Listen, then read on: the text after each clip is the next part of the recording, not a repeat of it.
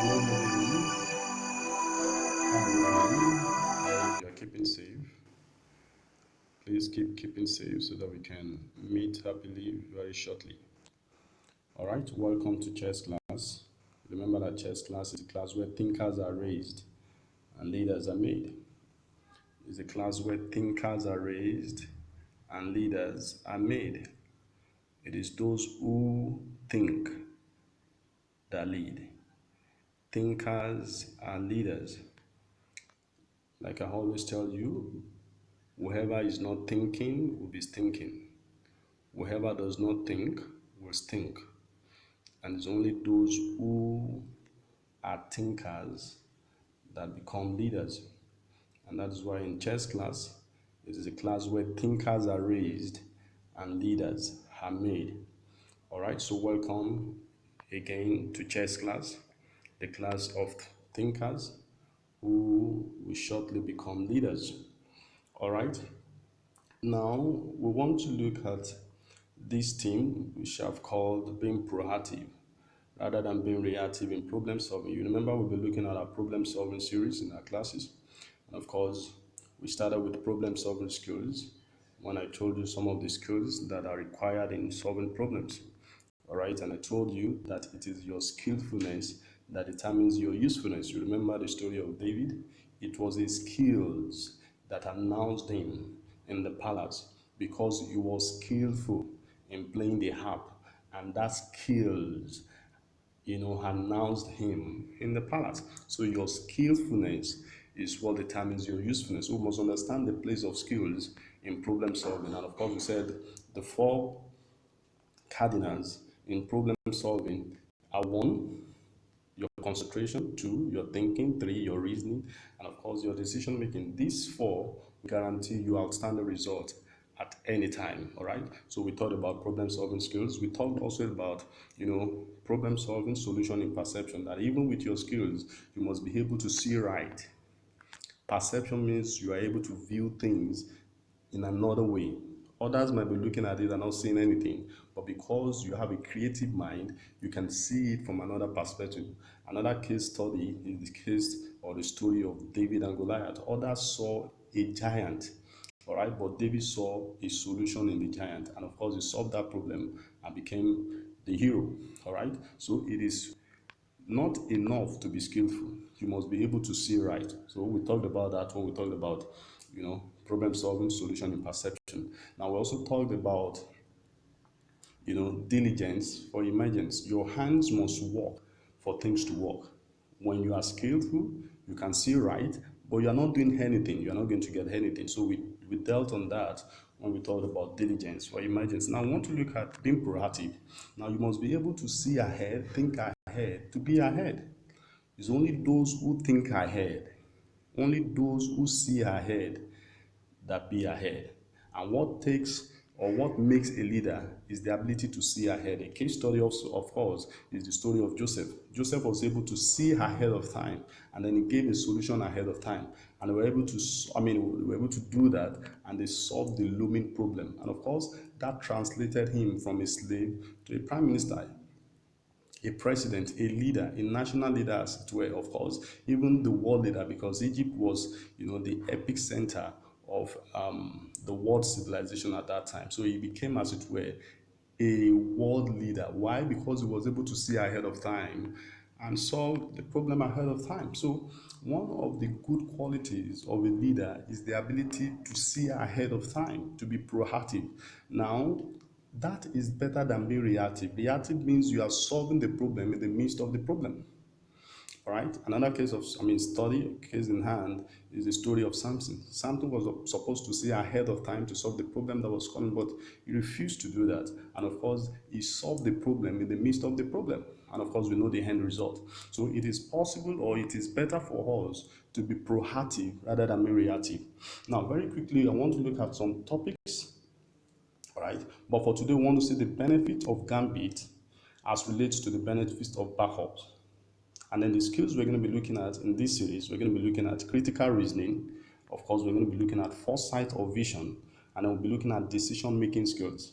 Now, how your critical reasoning, coupled with your foresight and vision, delivers decision in problem solving. So we're going to be looking at all of that. All right, but like I said, today we want to look at the benefit of gambit or of the gambit, and then link up with the benefits of backups. Okay? It is your depth of understanding that determines your level of outstanding. If you don't understand the place of the gambit, then you have a limited result. When your understanding is firm in this area, then you command outstanding results. So, we want to see, I want to look at the benefit of the gambit and relate that to the benefits of the backups. All right. Now, what are gambits? What are gambits? I believe you still remember that gambits are the pawns or the center pawns. The pawns D2 and E2. The pawns D2 and E2. Now these are the two center pawns and they are the ones that are called the gambits. Now the one in front of the king, of the queen, that is D2, is the queen's gambit. Hope you still remember that. The one in front of the king is the king's gambit. Now, in your game opening, remember that these two are the proper pawns to start with. All right, and another piece to start with your game opening is the knight, the knight, the knight, and of course, even with the knight, you remember the better one to start with. All right, and even with the two pawns, the two center pawns, you remember the better one to start with, which is the king's gambit, the E2. Now, why am I starting with the E2? Why am I starting with the King's Gambit? Like I told you, your level of understanding determines the outstanding results you get. The depth of your understanding is what guarantees the level of your outstanding result you get. All right, so we know that now my center pawn E2 is the better pawn to play. Now, if you look at the board, you discover we have two steps to move on. You can see the indication on the board. Now it shows I can move my center pawn, my E2, two steps. But I'm not going to move that two steps because we want to link that with backups. Now if I move my king's gambit two steps, that means I'm not going to have anything that is protecting my moves. You remember that every time you make a move, there must be a backup plan. We did that when we talked about planning facilitates winning.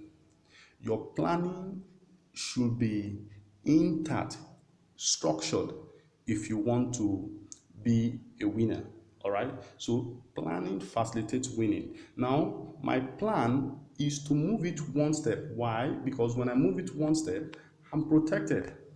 Can you see that? I move it one step, I'm protected with the two pawns that are behind. All right, now is the turn of the black to play. Now you remember that the black should first look at why, because they are saying you have played your gambit. We're looking at being proactive. You look ahead, you think ahead to solve problem ahead. So the two of them are thinkers, they are planners. Now the white has played the gambit. Now the black can see that he has played the gambit, concentration. Now the second one is thinking, why did he play the gambit? Oh, now I know he played the gambit so that the queen can come out or the bishop can come out. Now, if the queen comes out, what will he want to do? What will the queen want to do? The queen wants to take the weakest pawn. You remember we talked about the weakest pawn, the f7 and f2. So if the queen comes out, it's coming for your f7. And if the bishop comes out, it's coming for your f7. Now, for you to solve that problem ahead of time, for you to be able to solve that problem ahead of time, you must make a decision, an informed decision, which started from your concentration. You were able to see the pawn. Secondly, you were able to think and know which pieces are coming out. Then thirdly, you were able to reason and see which piece, all right, you should play. Now, the piece to play now should be your G pawn or your G knight. You can see the G knight, you can see the G pawn. All right, the G pawn is the one in front of this. So I want to play my G knight. Now, when I play my G knight, that will save, and solve that problem. Now, if I play the G knight here, all right, you can see that is the pawn in front of the knight. That is the G pawn. but I'm going to play my G knight. All right. Okay. I want to play my G knight. So my G knight comes there. Now, the G knight goes there so as to solve the problem of the queen. Now look at it. If my queen goes to h5, the knight will take. Now let's see that because we're looking at being proactive. Now the black has been proactive in solving that. He has solved the problem before the problem comes. Now let's assume the white is not looking ahead of time. He's not looking ahead. He's not thinking ahead. He has planned, but he's not looking at what time should be the best time to launch. Now let's assume he just played, all right? He just played and he played the queen, right? So let's assume he played the queen.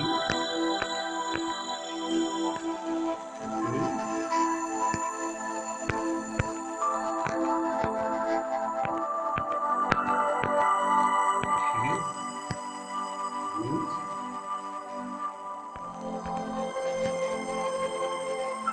Position of the queen.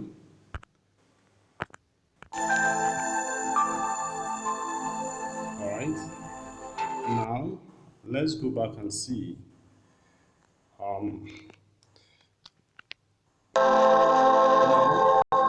you can see that the knight can actually take the queen. Solving that problem. Now let's move back. Let us go and see. Remember we talked about where the queen can go to. Now I want the queen to come to h5.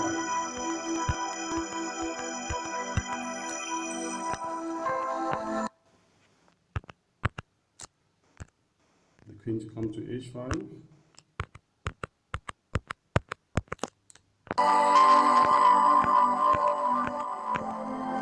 Now if the queen goes to h5, you can see that the knight will take.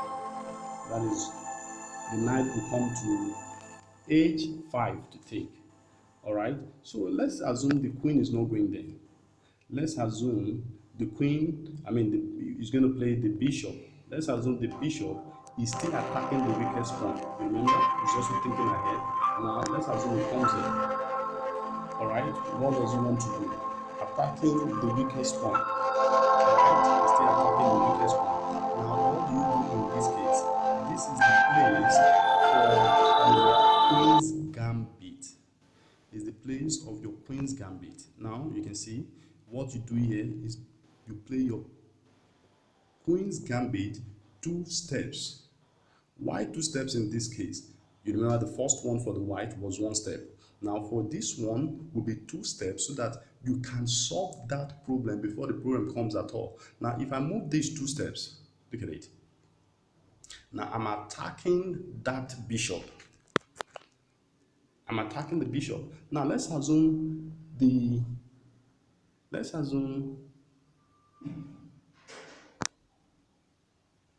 that bishop takes this pawn. It takes pawn d5. Now you can see that the queen is already there.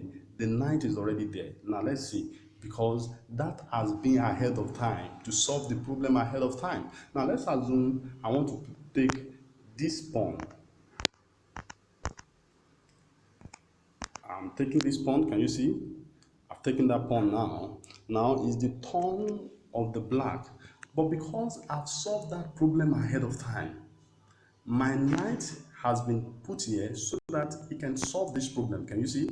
I've taken that off. Now, what has this shown us? This has shown us that those who think ahead be ahead. Now, you can see the white is having 3 points.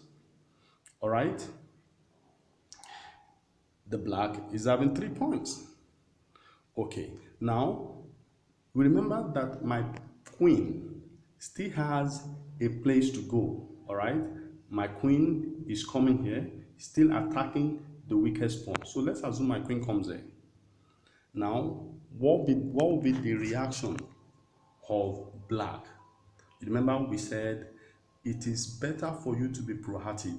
Now, if you play any other piece here, your queen, I mean your king will be on check. All right. So the better piece to play here is for this pawn to move one step. Can you see? No, it moves one step.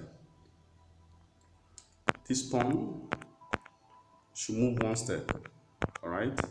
Your pawn g7 should move one step. Okay, let's go back and see where it came from. All right. See, it came here. Trying to show you back. The queen moved from d1 to h5. Now, if it moves to h5, then what you need to do is for the pawn g7 to move. Now, you see that? It moved to that position. Then, your pawn g7 should not move two steps. All right, because if you move two steps, you are not achieving anything. Now it's for you to solve that problem. Can you see one step?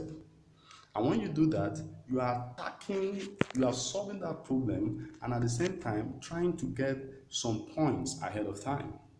All right, now let's assume that the white is not, or he has lost the focus. Then let's assume he plays this. Let's assume he plays this. All right. Then, because you are already thinking ahead of time, you can take the queen off. And that clearly shows the place of being proactive. When you think ahead, you be ahead. Now you can see from your game opening and your backups, you can see my gambit was played one step so that it can pack, so that the 2 pawns f2 and d2 can back it up. You can see it. You can see it. These are the 2 pawns backing it up. Okay, these 2 pawns backing it up. And when I play my G knight, I have pieces backing it up. Now that is the place of being proactive rather than being reactive. Now you can see that being proactive has given me more points. All right, giving me more points. I have with me here, can you see? I have, you see, 9 plus 3, that is 12. And this other guy has only 3. Or he has only 1. He has 1. Why? Because I was able to think ahead. I was able to be proactive. I saw the problem coming and I was able to give solutions before the problem came. And of course, I was able to get more points ahead of time. Ahead of the opponent, and I was able to, acquire more points. Now that clearly shows you that it's only those who think ahead that be ahead. Thank you so much. Next time we're going to look at, the benefits of castling, okay, as relates even to backups. And then we're not going to put these three together: benefit of the gambit, benefit of backups, and then we link that to castling. Then we're going to look at the three of them, and then that begins to help our skills, because those who are skillful are considered useful. Thank you so much for this class. We're going to see in our next class. Thank you so much. Thank you.